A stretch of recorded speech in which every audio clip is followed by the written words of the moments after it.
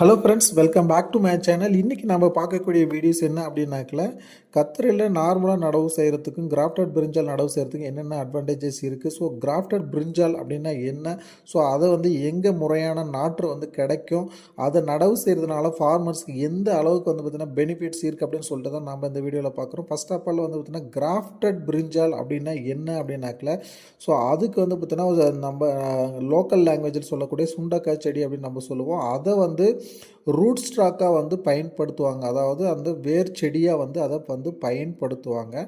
அதுக்கு மேலே ஒட்டு கட்டக்கூடிய ரகம் என்ன வேணும்னாலும் இருக்கலாம். நீங்கள் உங்களுக்கு இப்போ எக்ஸாம்பிள் பார்த்திங்கன்னா திருநெல்வேலி சைடு பார்த்திங்கன்னா ஒரு பாப்புலரான கத்திரி ரகம் போயிட்டு இருக்கும். அதே மாதிரி ஓசூர் சைடு ஒரு ரகம் போயிட்டு இருக்கும். பெங்களூர் சைடு ஒரு ரகம் போயிட்டு இருக்கும்.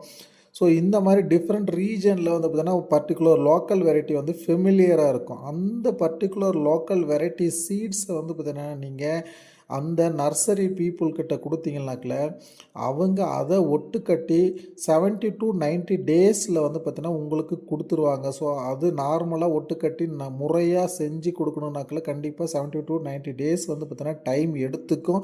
ஏன்னா அது டிஃப்ரெண்ட் ப்ராசஸ் இருக்குது. ஃபஸ்ட்டு ரூட் ஸ்டாக்கை வளர்க்கணும். ரூட் ஸ்டாக்கை வளர்த்ததுக்கப்புறம் நம்மளுடைய மேலே சயான் போர்ஷனை வளர்த்து அதை கிராஃப்டிங் பண்ணி ஹார்டனிங் பண்ணி முறையாக கொடுக்குற போது தான் அதுக்கான முழு பலன்கள் நம்மளுக்கு கிடைக்கும். ஸோ இங்கே நிறைய நர்சரிஸ் இப்போ கிராஃப்டட் சீட்லிங்ஸ் கொடுத்துட்டு இருக்கோம் அப்படின்றாங்க. அவங்கான முறையான ப்ராக்டிஸ் பண்ணி கொடுக்குறாங்களான்றது ஒரு கொஷினாக இருக்குது. ஏன்னா இப்போ ஃபார்மர்ஸ் கிராஃப்டட் பிரிஞ்சால் கல்டிவேஷன் பண்ணிவிட்டு அதுக்கு இதுக்கு பெரிய டிஃப்ரென்ஸ் ஒன்றும் இல்லைன்ற மாதிரி நிறைய பேர் பார்த்தீங்கன்னா சொல்லிட்டு இருக்காங்க. அதுக்கு காரணம் என்ன அப்படின்னாக்கல, அந்த ரூட் ஸ்டாக்கு நம்ம சொல்லக்கூடிய அந்த சுண்டைக்காய் செடி விதையுமே நம்ம லோக்கலில் கிடைக்கக்கூடிய விதையை நம்ம போடக்கூடாது.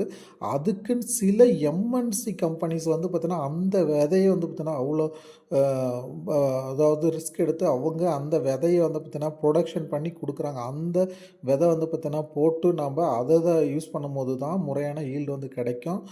ஸோ இந்த மாதிரி தான் கிராஃப்டட் பிரிஞ்சால் நம்ம தயார் செய்யணும். இது நல்ல குவாலிட்டியான நாற்று எங்கே கிடைக்கும் அப்படின்னாக்கல, சத்தீஸ்கரில் நிறைய பார்த்திங்கன்னா பெரிய பெரிய நர்சரி, நம்ம இங்கே பார்க்க மாதிரி நர்சரி கிடையாது. அங்கே ஒரு 10 ஏக்கர் 20 ஏக்கரா அந்த மாதிரி இருக்கக்கூடிய பெரிய பெரிய நர்சரிஸ் பார்த்திங்கன்னா இருக்குது. அவங்க எல்லா டெக்னாலஜியுமே வச்சுருக்காங்க.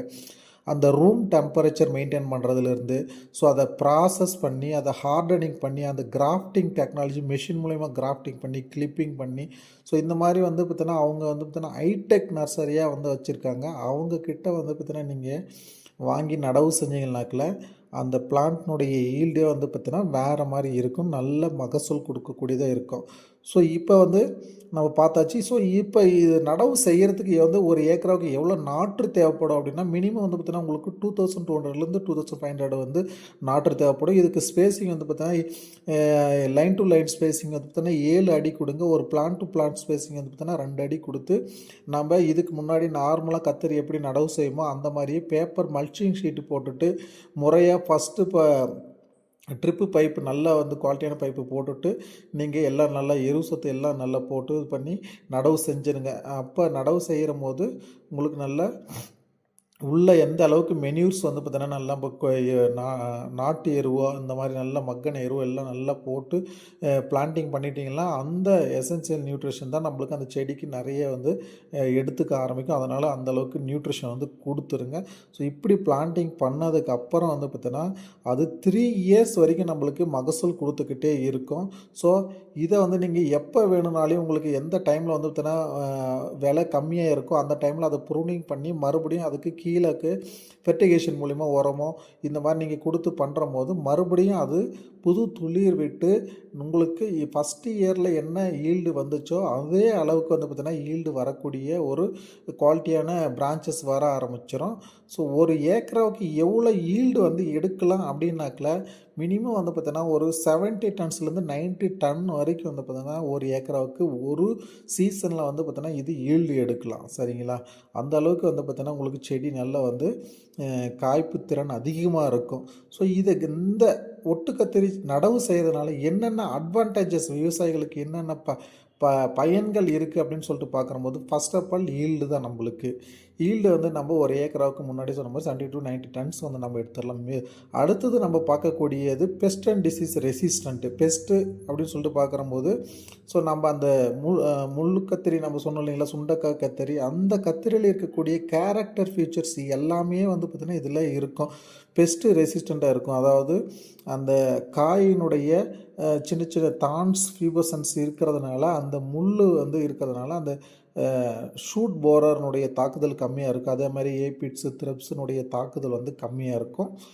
அடுத்தது வந்து நாம் பார்க்குறது பில்ட்டு. நம்ம கத்திரியில் ஃபார்மர்ஸ் பொதுவாக ஃபேஸ் பண்ணக்கூடிய மிகப்பெரிய ப்ராப்ளம் என்னென்னா, ஒரு சீசன் வரைக்கும் அது இருக்கும். அந்த ஒரு சீசன் முடிகிறதுக்குள்ளே மழை இது வந்தாக்கில் அந்த வாடல் நோயின்னு சொல்லிட்டு சொல்லுவாங்கல்ல, சட்ட நோயின்னு சொல்லுவாங்க. ஸோ இந்த மாதிரி அந்த வாடல் நோய் வந்து பார்த்திங்கன்னா ஒரு சீசன்லேயே வந்து பார்த்திங்கன்னா அந்த செடி தோட்டம் ஒரு செடிக்கு வந்தாக்கெல்லாம் அந்த தோட்டம் ஃபுல்லாக பரவ ஆரம்பிச்சிடும். அந்த தோட்டமே மொத்தமாக உங்களுக்கு வாஷ் அவுட் ஆகிரும். நல்ல விலை கிடைக்கிற போது அந்த மாதிரி பிரச்சனைகள் வந்துச்சுன்னா தோட்டமே போயிடும். ஸோ அந்த பிரச்சனைகள்லேருந்து டோட்டலாக வந்து பார்த்திங்கன்னா உங்களுக்கு பாதுகாப்பு தான் இந்த கிராஃப்டட் பிரிஞ்சால் பண்ணுறம்போது. அதே மாதிரி நெமட்டோடு ப்ராப்ளம், நூற்புழு தாக்குதலினுடைய ப்ராப்ளமும் வந்து பார்த்திங்கன்னா இதில் இருக்காது. ஸோ சாயில் ரிலேட்டடான எந்த டிசீஸும் வந்து பார்த்திங்கன்னா இதில் தாக்குதல் வந்து இருக்காது. உங்களுக்கு கீழே ஆல்ரெடி சாயில் ரிலேட்டடான இதுக்கு முன்னாடி நீங்கள் கத்திரி லோக்கல் கத்திரி நடவு செஞ்சீங்கன்னாக்கில் வேரில் என்னென்ன ப்ராப்ளம் எல்லாம் வருமோ அந்த ப்ராப்ளம் எல்லாம் இந்த கிராஃப்டட் பிரிஞ்சாலில் வந்து இருக்காது. ஸோ அதே மாதிரி வந்து பார்த்திங்கன்னா நீங்கள் நாம் லோக்கல் கத்திரி வந்து நடவு செய்யும்போது மழைக்காலத்தில் பூ எல்லாம் கொட்டிடும். ஸோ அப்போ சரியான மகசூல் வந்து வராது. ஒரு ஏக்கராவுக்கே 100 கிலோ அந்த மாதிரி வந்து குறைந்த ஈல்டு தான் வரும். அதே இந்த கிராஃப்டட் பிரிஞ்சால் வந்து நீங்கள் நடவு செய்யும் போது நீங்கள் மழை காலத்துலையுமே அதே சேம் ஈல்டு வந்து பார்த்தீங்கன்னா நீங்கள் ஹார்வெஸ்டிங் பண்ண முடியும். ஏன்னா ஃப்ளவரிங் ட்ராப்ஸ் இருக்காது. அந்த பிஞ்சு வந்து பார்த்திங்கன்னா உங்களுக்கு கொட்டாமல் நல்லா வந்து மகசூல் அப்போ தான் நல்ல மகசூல் கொடுக்க ஆரம்பிக்கும். உங்களுக்கு அந்த டைமில் வந்து நல்ல ரேட் போகும்போது உங்களுக்கு நல்ல ஒரு ஈல்டு வந்து பார்த்திங்கன்னா கொடுக்கும். ஸோ இதுதான் மிகப்பெரிய அட்வான்டேஜஸ். மற்ற யாருக்கிட்டேயும் அப்போ வந்து காய் இருக்காது. நம்மக்கிட்ட வந்து பார்த்திங்கன்னா காய் இருக்கும். நல்ல ரேட்டுக்கு நம்ம விற்கலாம்.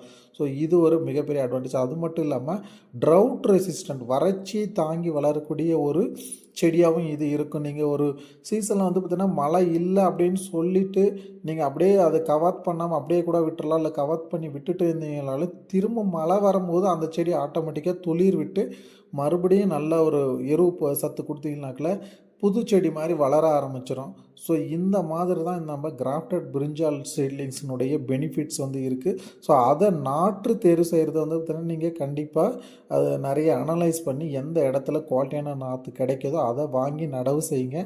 உங்களுக்கு கண்டிப்பாக நல்ல ஒரு ஈல்டு கொடுக்கக்கூடியதாக இருக்கும். Thank you farmers.